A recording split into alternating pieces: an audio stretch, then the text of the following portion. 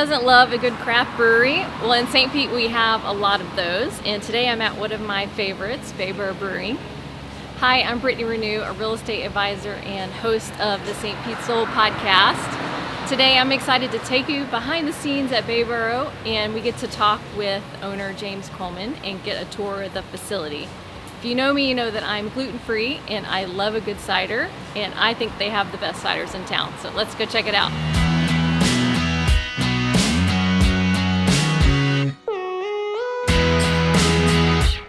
Hi James, it's Hello. so good to see you. Likewise.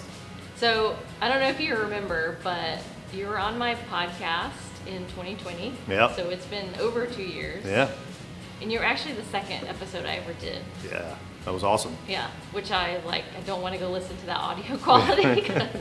Come a long way since then, and so have you. So I'd love to just hear how much you've grown, because when we first met with COVID, you weren't open all the way, and it was just crazy stuff going on. So. Yeah, that was an interesting time. I think we were only less than 6 months open when you and I spoke. Yeah, obviously a lot has changed. Just as the business alone, I think when we were there, it was the tap room here only. Yeah. Since then, we grew, expanded out, opened a kitchen, went to a full menu. We renovated the outside, turned a beer garden into that. And then we recently opened our event space and music venue. So it's been an interesting ride, but it was nice because the business, organically grew. Yeah. And we determined what was the next step versus, trying to do it all at once. Yeah. So it was nice to kind of parcel out projects and expand in that sense. So, Yeah. yeah. Was this all dreams that you had when you opened? Yeah, in some capacity. I don't know about certain pieces, but all in all, we knew the entire property needed to be, activated, if you will. Yeah. So there was plans, but we didn't know at what speed that would come, or if it would come, if COVID was going to be in front of us for the foreseeable future. Yeah. And it is, but we've obviously learned to move along with it. But yeah, we always wanted the kitchen and caterings and stuff like that, and then the beer garden was something I always wanted to do, but I just didn't know when it was going to happen. And luckily we've had a lot of support from the community, and we've been able to kind of give back a little bit and try and give it more of a comfortable space for sure. Yeah. Well, I feel when I met you, I felt like you were so community minded. Yeah. And I've seen you do all kinds of different events, for nonprofits, for the chamber, which I'm involved with.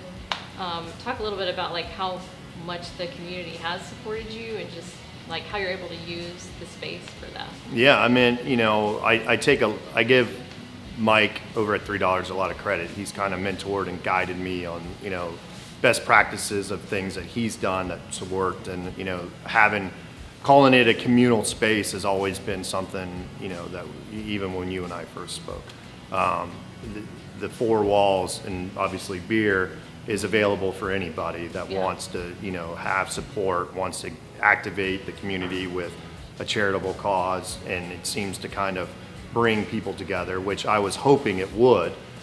The amount that it's done, I didn't expect. We have a lot of outreach of, hey, I want to do a fundraiser, or I want to bring a networking group and things of that nature. So, it's been awesome that way.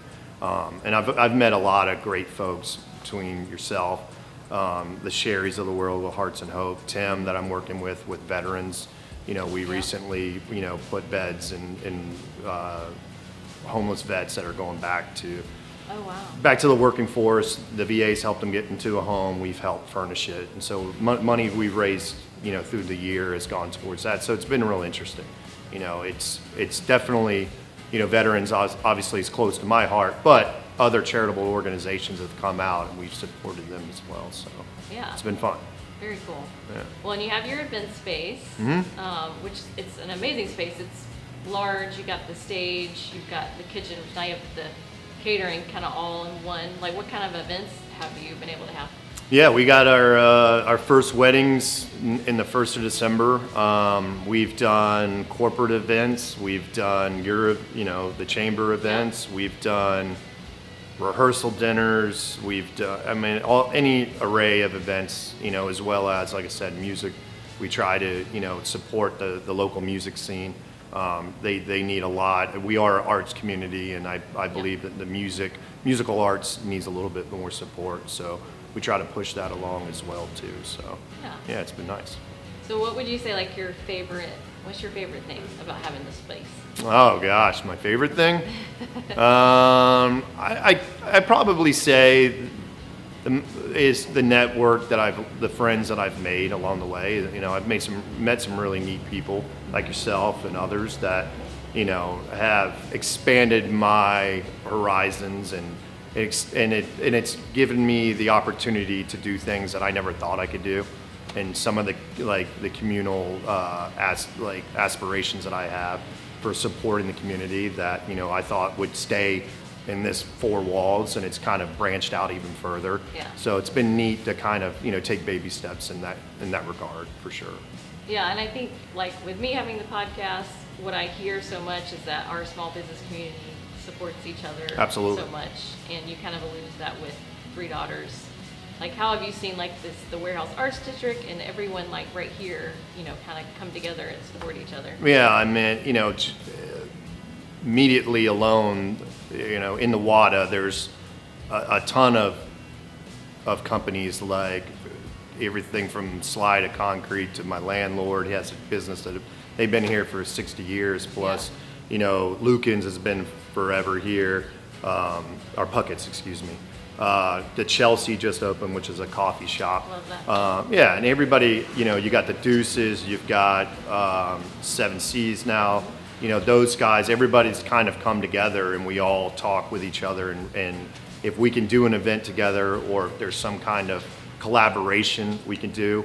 The brewery scene, there's always that collaboration aspect, but now it's kind of, for me, it's kind of, hey, well, how do we get together for Second Saturday Art Walk? How can we all benefit from driving more traffic and having a fun experience for people? Yeah. The Chelsea, we've done everything from brought coffee in here and talked ways of helping each other's business. So, that's been real interesting. And then, from that, the city, people that I've met that have businesses around the city, however I can support them, we try to find ways of helping each other out. So it's been kind of cool. Very cool. Yeah.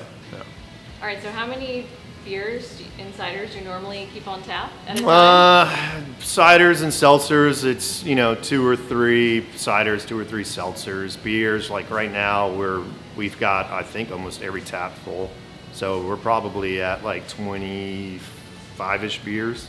Okay. Various kinds, from German Belgians to American IPAs that everybody loves. Yeah. Cool, and you do like seasonal stuff too, right? Always, yeah. Fall season, you do a lot of Belgians and German beer. Oktoberfest, obviously, is a big thing. Your pumpkin spice beer, of course, that everybody has to, right? Yay! I love pumpkin beer for limited time, but yeah, there's a lot of. We try to bring back some classes of beers that are done traditionally in Germany in the fall season, and we try to introduce some of those to the St. Pete community. So it's fun to do things like you got your Marzens, your Fest beers, but there's others that are like Belgian Gold Strong, stuff like that are typically made and released in the fall that we're introducing. So yeah, and then we winter's right around the corner, and we'll start doing Christmas beers. I didn't even know there was such a thing as a Christmas beer. Allspice. Everybody likes allspice. So Yes. you'll start doing your Christmas beers. I think we got a fruitcake beer we're gonna do, stuff like that. Okay, So. that sounds Yeah. interesting. It's fun. So. All right, so what's your favorite beer style? Oh gosh, I'd probably say as basic as it is. I won't even. It is a basic, but a Kolsch beer, German Kolsch, is like a Bud Light to them. Okay. It's just an everyday easy drinker, so it's light. It's kind of malty, so it's a little bit sweeter on the palate. But yeah, it's just something that's not big and heavy and gonna make me go to sleep. So You know, the Germans, they like to drink all day, so I try to watch what they do. Okay, so they perfected that. Exactly, the day drinking. Which is kind of like Florida's state sport, I Yeah, like. exactly. Exactly. Awesome. Well, thanks, James, for talking with me, and it's just cool to see like how much you've grown, and now I can't wait to get a tour of the place. Yeah, awesome. Thank you.